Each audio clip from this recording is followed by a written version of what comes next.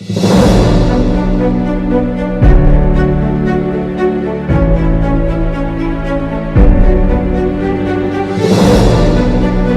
सिंह को भारतीय राष्ट्रवादी आंदोलन के सबसे प्रभावशाली क्रांतिकारियों में से एक माना जाता है।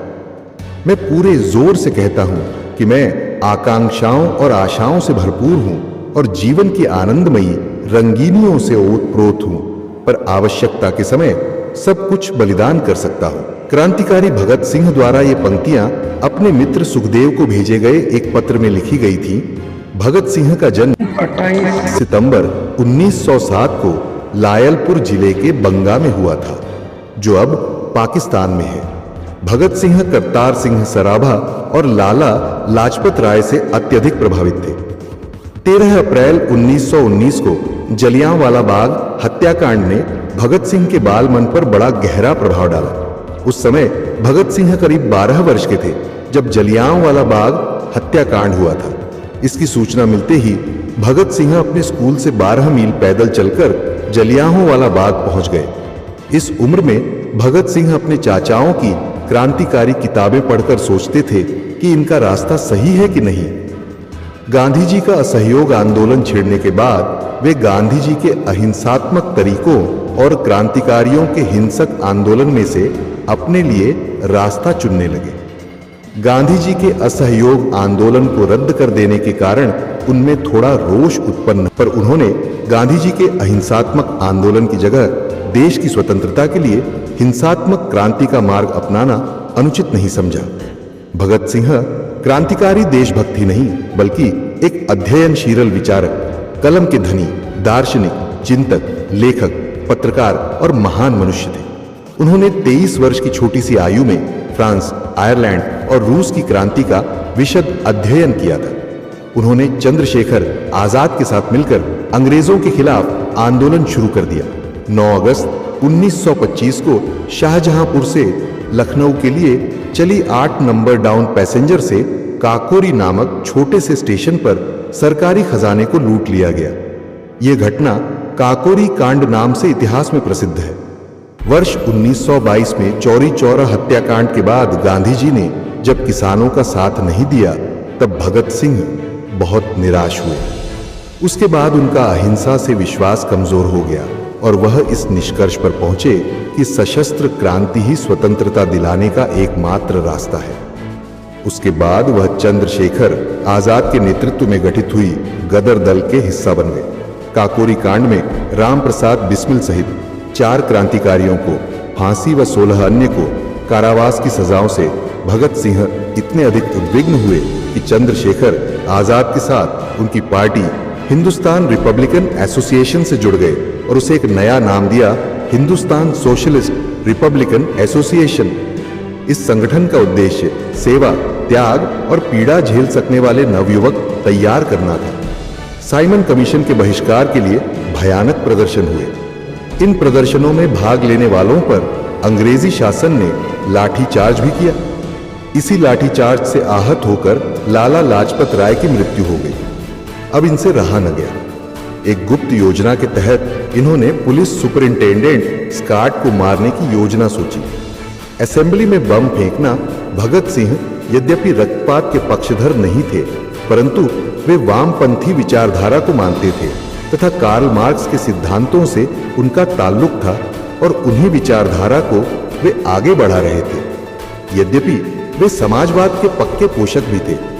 कालांतर में उनके विरोधी द्वारा उनको अपने विचारधारा बताकर युवाओं को भगत सिंह के नाम पर बरगलाने के आरोप लगते रहे हैं।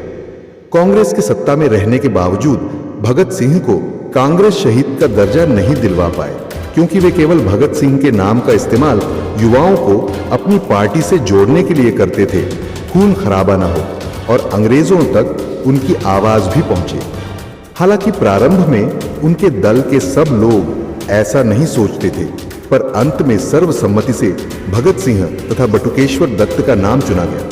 निर्धारित कार्यक्रम के अनुसार 8 अप्रैल 1929 को केंद्रीय असेंबली में इन दोनों ने एक ऐसे स्थान पर बम फेंका जहां कोई मौजूद न था, अन्यथा उसे चोट लग सकती थी। पूरा हाल धुएं से भर गया। भगत सिंह चाहते तो भाग भी सकते थे, पर उन्होंने पहले ही सोच रखा था कि उन्हें दंड स्वीकार है, चाहे वह फांसी ही क्यों न हो। अतः उन्होंने भागने से मना कर दिया। उस समय वे दोनों खाकी कमीज तथा निकर पहने हुए थे।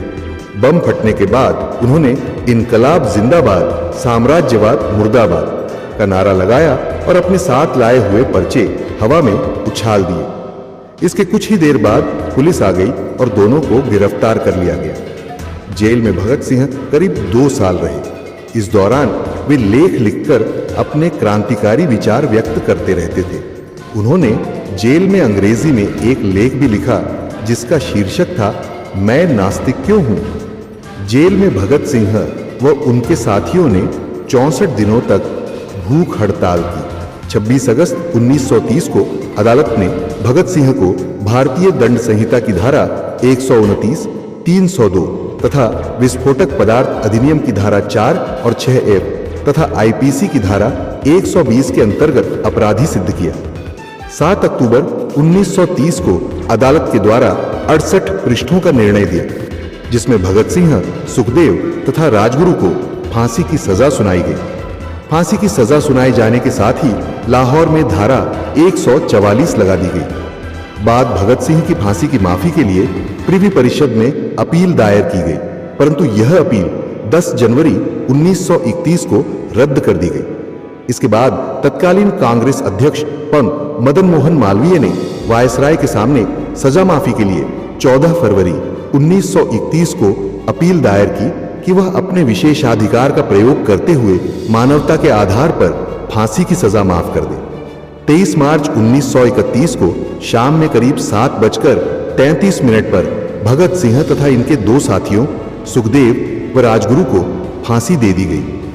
फांसी पर जाने से पहले वे लेनिन की जीवनी पढ़ रहे थे और जब उनसे उनकी आखिरी इच्छा पूछी गई तो उन्होंने कहा कि वह लेनिन की जीवनी पढ़ रहे थे और उन्हें वह पूरी करने का समय दिया जाए। कहा जाता है कि जेल के अधिकारियों ने जब उन्हें यह सूचना दी कि उनके फांसी का वक्त आ गया है तो उन्होंने कहा था, ठहरिए, पहले एक क्रांतिकारी दूसरे से मिल तो ले। फिर 1 मिनट बाद किताब छत की ओर उछालकर बोले, ठीक है, अब चलो।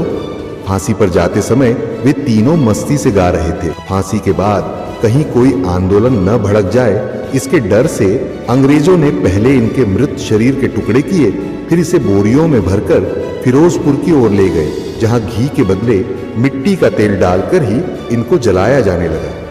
गांव के लोगों ने आग जलती देखी तो करीब आए। इससे डरकर अंग्रेजों ने इनकी लाश के अधजले टुकड़ों को सतलुज नदी में फेंका और भाग गए। जब गांव वाले पास आए तब उन्होंने इनके मृत शरीर के टुकड़ों को एकत्रित कर विधिवत दाह संस्कार किया और भगत सिंह हमेशा के लिए अमर हो गए। इसके बाद लोग अंग्रेजों के साथ साथ गांधी को भी इनकी मौत का जिम्मेवार समझने लगे। इस कारण जब गांधी कांग्रेस के लाहौर अधिवेशन में हिस्सा लेने जा रहे थे तो लोगों ने काले झंडों के साथ गांधी जी का स्वागत किया। एक आध जगह पर गांधी पर हमला भी हुआ, किंतु सादी वर्दी में उनके साथ चल रही पुलिस ने बचा लिया।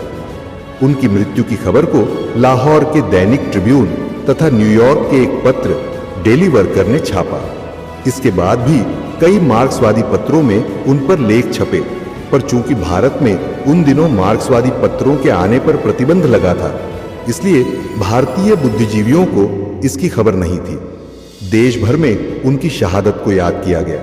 उन्हें यह फिक्र है हरदम, नई तर्ज जफा क्या है, हमें यह शौक है देखें सितम की इंतहा क्या है, दहर से क्यों खफा रहे, चरख का क्या गरिला करे, सारा जहां अदू सही, आओ मुकाबला करे।